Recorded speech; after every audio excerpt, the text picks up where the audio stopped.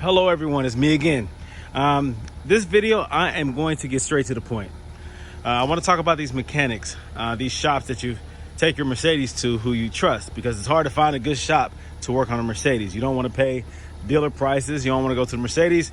So you find a nice mechanic that you can trust that doesn't mind working on a Mercedes, that knows what he's doing.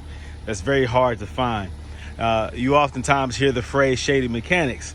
Well, I am going to talk about a situation where a shady mechanic was involved. The previous owner of this vehicle, he told me that he was told that it needs all the spark plugs replaced because they were the original ones, and that he likely also needs the coil packs replaced.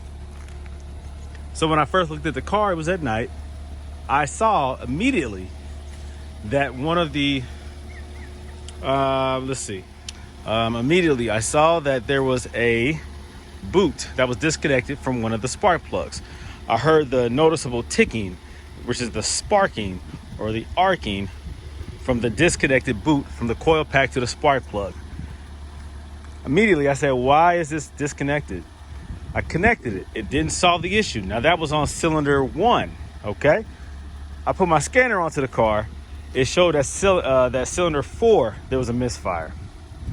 It initially showed like a random misfire, but cylinder 1 each cylinder has 2 spark plugs. So one of the spark plugs was disconnected.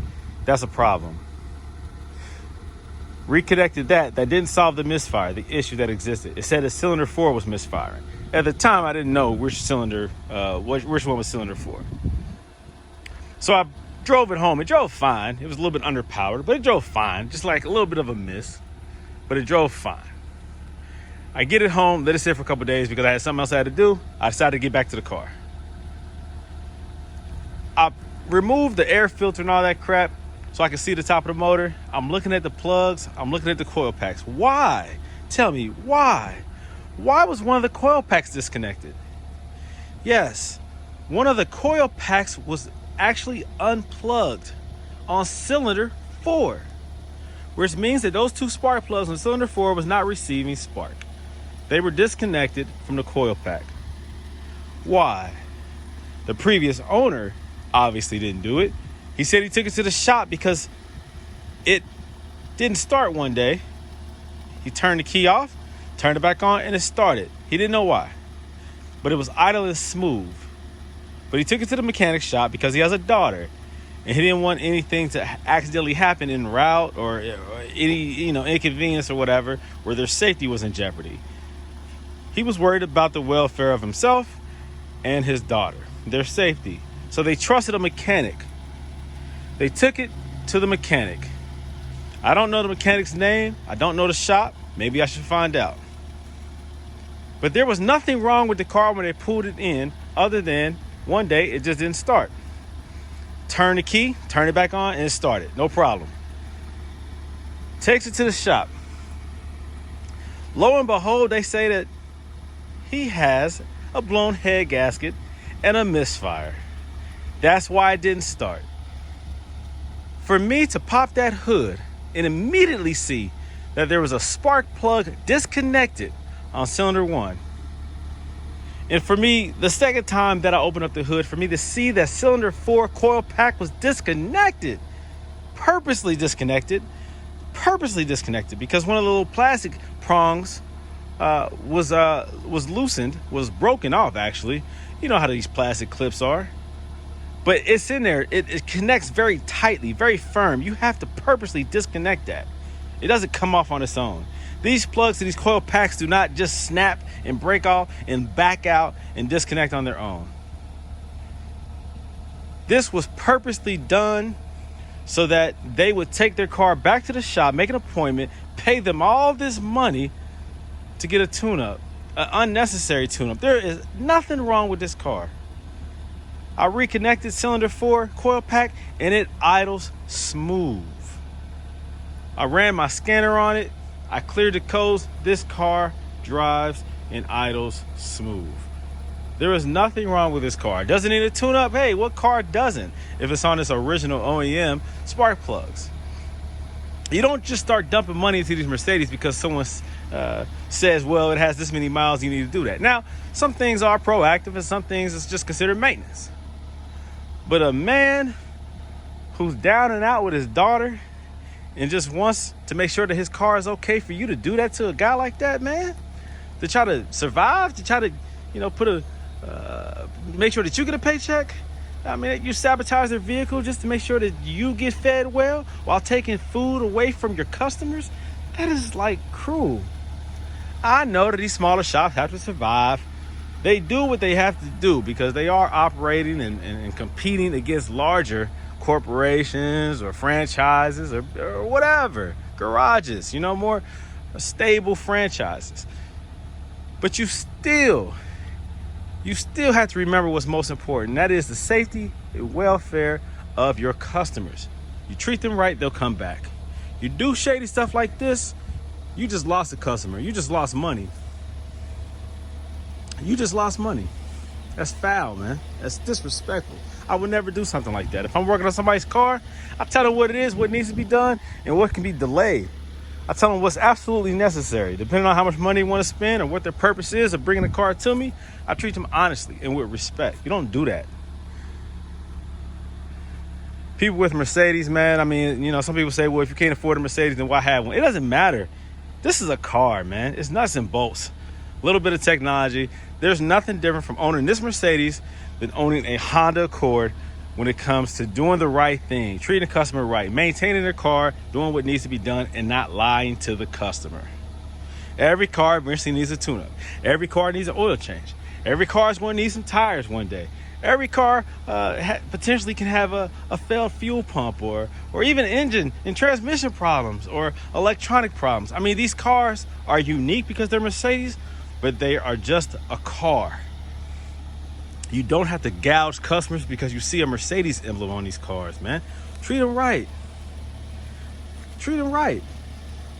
These are more expensive to maintain, but it's just a car. Stop treating customers like you just see dollar signs when you see customers, man. When you see Mercedes, you just see dollar signs. That's called greed. That's disrespectful, man. Don't do that. So be better than these shady mechanics, man.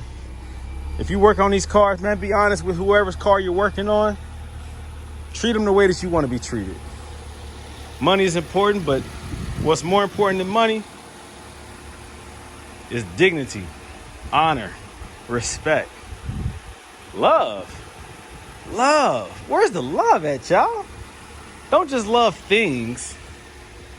Don't just love things or the money that allows you to get things. Love people.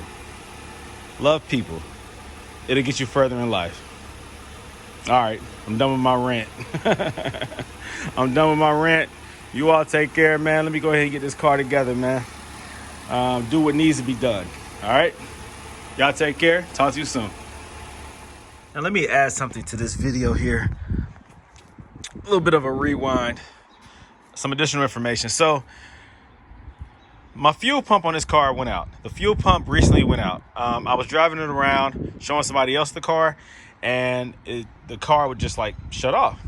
And it started to do it again, like more frequently. I mean, it went from, I drove this thing, 10 miles away from where I purchased it, no problem.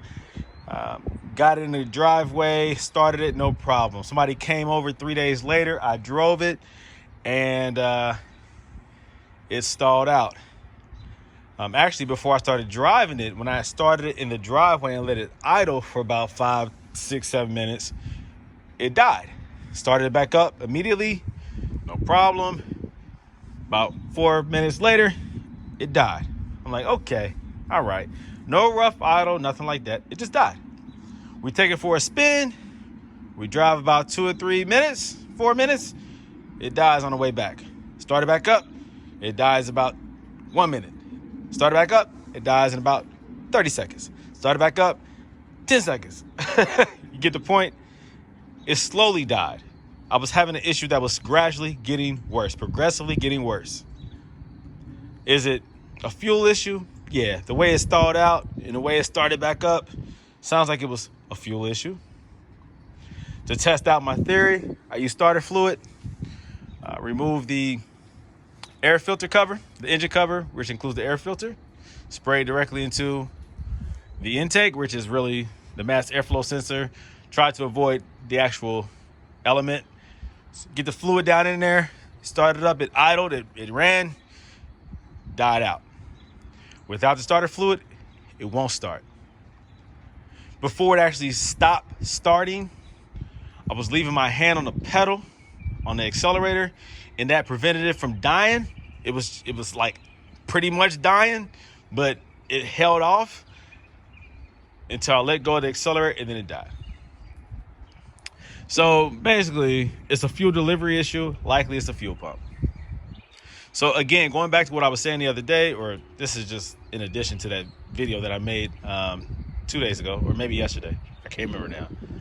But to add to it, the mechanic did not need to remove what he had done with the coil packs and the spark plug in order to recreate that issue and to cause the owner to feel like he needed what the mechanic recommended.